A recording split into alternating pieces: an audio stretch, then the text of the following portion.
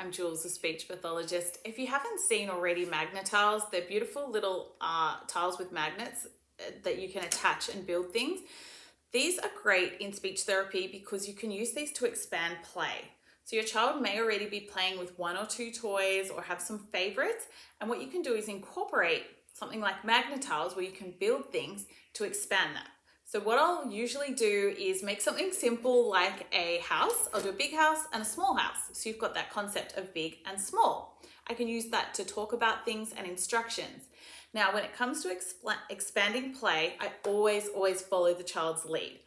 So what that means is I know what they're typically interested in. So if it's dinosaurs, I'll have dinosaurs there and I'll start playing and say like, he's on the little house. He's gonna jump on the big house, and I'll take turns, basically by myself, but allow them to join in. So I'll do lots of pausing. I'll have other dinosaurs available and I'll play next to them. 9 times out of 10, they'll start joining in with this game, and it's okay if they don't yet. So we always encourage and have inclusion available. And over time, I'll definitely see that play expand. So that's why I always use something that they're enjoying whilst expanding in a fun way. So if they have really like cars, one thing I really love seeing is when children bring their special or their favorite toy to class, or they bring it out at home and we can incorporate into that play.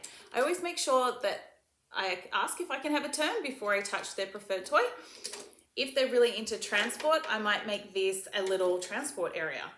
So I might put some signs around. Now it's a little village and I'm driving and I have to go around. And so then I'll be driving around. I'm gonna move this over here onto the road. So I'll be narrating. Even if a child's not using words or they're not using their AAC device at that time, I'll be using simple short phrases that they can hear so that they can relate to what's happening as to what they're hearing.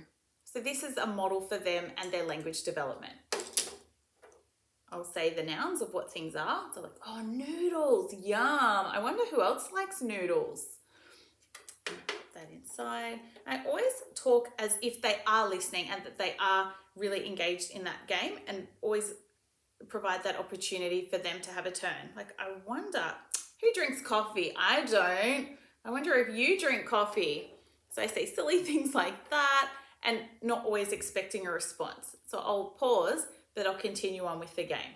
So this shows that it's okay for them to play in a way that's meaningful for them, and that it's safe for them to engage and play and learn skills at their own pace. So I always see improvement with learning concentration throughout these play-based activities, but I do it in certain ways to ensure that the child feels comfortable enough to engage and play and learn in their way.